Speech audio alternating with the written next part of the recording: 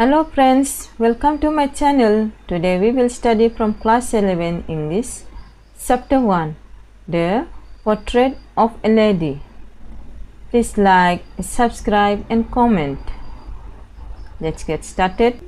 The 3 pages of the author's relationship with his grandmother before he left the country to study abroad.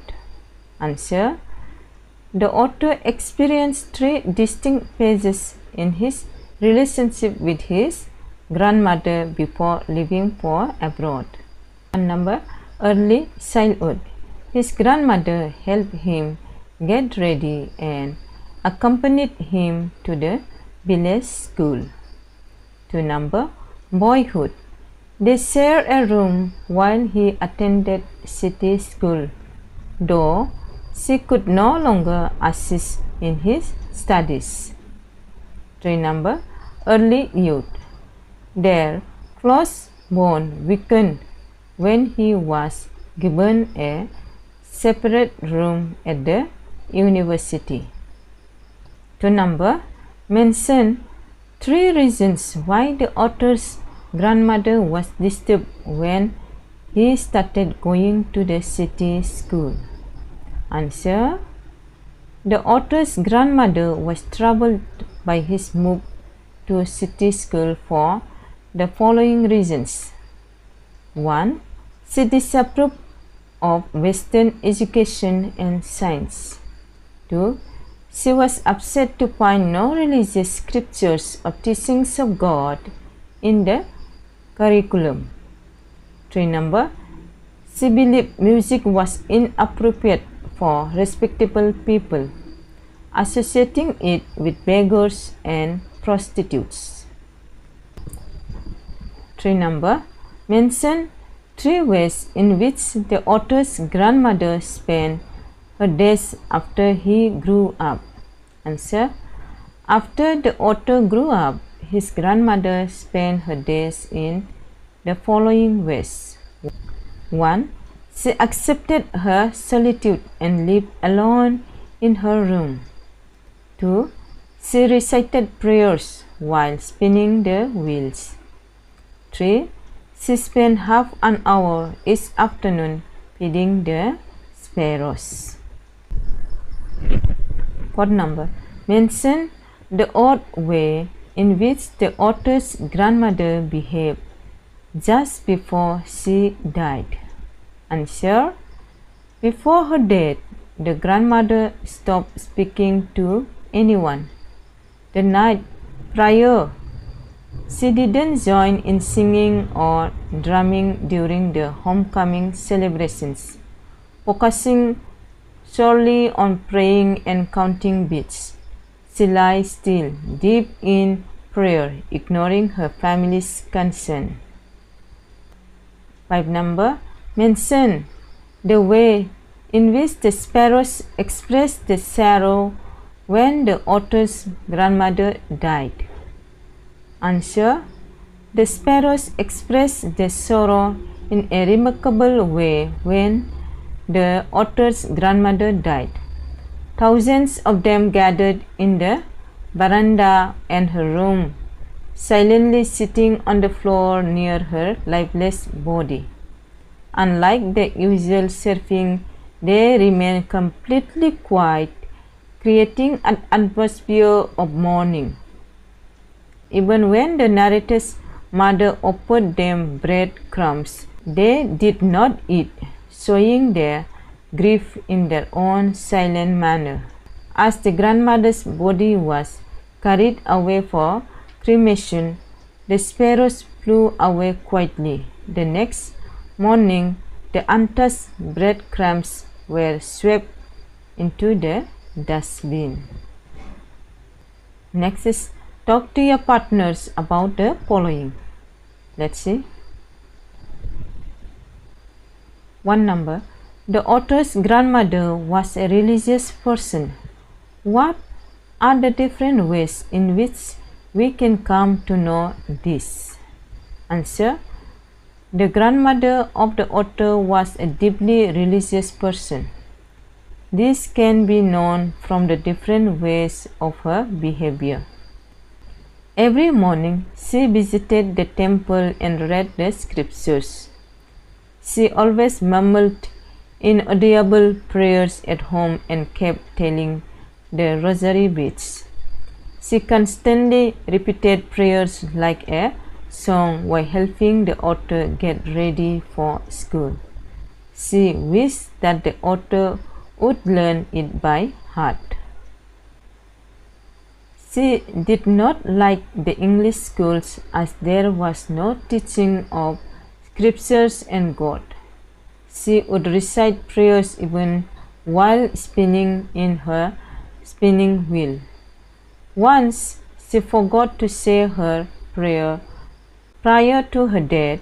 She felt overexcited in the evening while celebrating her grandson's arrival with beating of drums and songs. She continued telling beads of rosary and praying till her last breath. Now 2 number. Describe the changing relationship between the author and his grandmother. Did their feeling for each other change? Answer. The author was entirely dependent on his grandmother during his boyhood.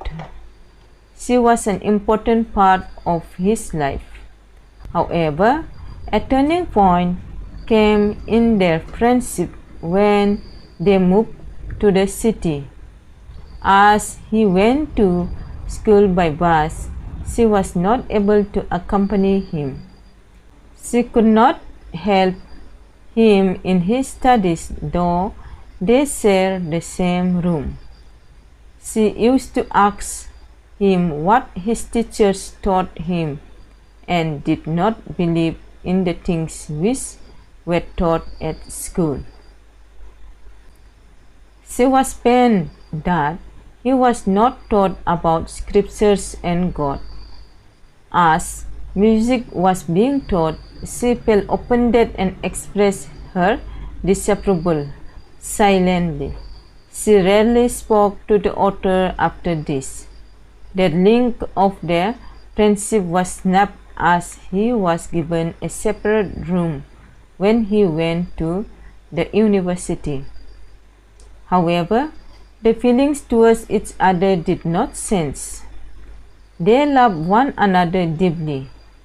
When he left the country and moved abroad for higher studies, she went to the railway stations to send him off. She quietly kissed his forehead and showed no emotion. This was valued by the author as it was the last sign of physical interaction between them. After 5 years, when the author returned, she received him at the station. She clasped the author in her arms and celebrated his homecoming in the evening by beating an old drum and singing songs. Now 3 number. Would you agree that author's grandmother was a person strong in character? If yes, give instance that show this. Answer.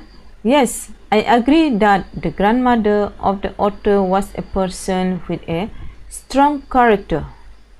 She was a woman with strong belief. Though she was not educated formally, she was serious about the education of the author. She was not able to adjust herself to the Western lifestyles, English and science education. She did not like music and disapproved of its teaching in schools. She was a religious woman whose lips were always moving in a silent prayer and was telling the beads of her rosary. She daily went to the temple and read scriptures. When she got to know that there was no teaching of scriptures and God at New English schools of Kushwan, she was distressed. She was a kind of woman who used to feed the dogs in the village. She was feeding sparrows in the city. Though weak in body and old in age, she had a strong mind. She refused to talk to the family members before her death, as she was not ready to waste her time.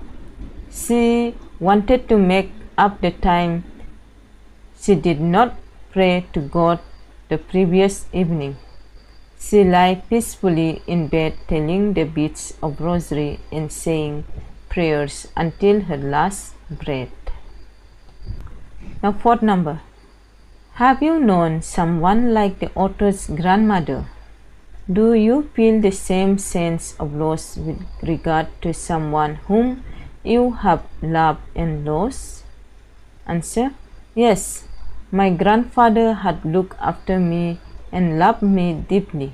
Before retirement, he served in the army 20 years as a colonel.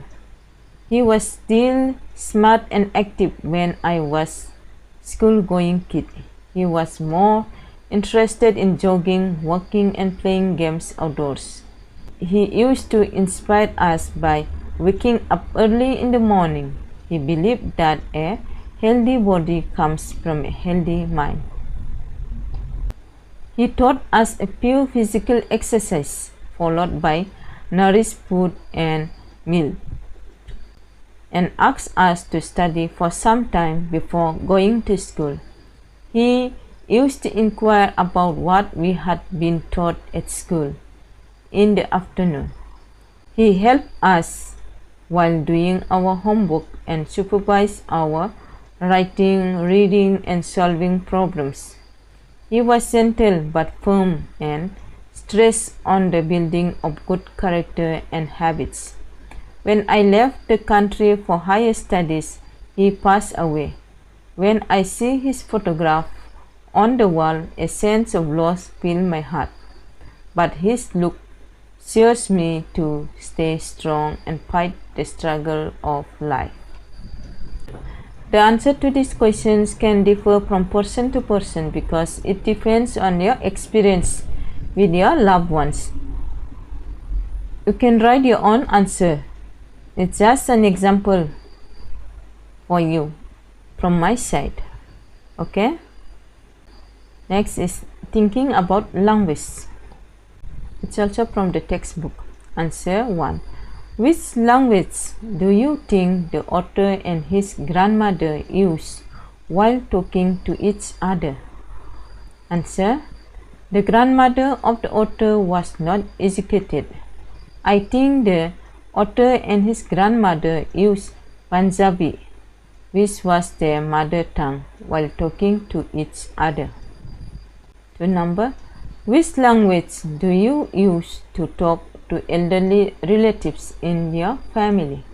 Answer: the elderly relatives in my family are well versed in Hindi and English. I greet them in English and converse with them in Hindi. The answer of this also can be different. You may have another language apart from Hindi and English, your own regional language. Question number 3. How would you say a dilapidated drum in your language? Answer: Pata Purana Dol is the expression used to say a dilapidated drum in my language. Question number 4. Can you think of a song or a poem in your language that talks of homecoming? Answer: there are numerous poems and folk songs that sings of the exploits of the brave warriors. All this talks of the homecoming of the warriors after winning a war. Now, thank you. Have a nice day. Please don't forget to like, subscribe, and comment, and also share with your friends. Have a nice day. Bye-bye.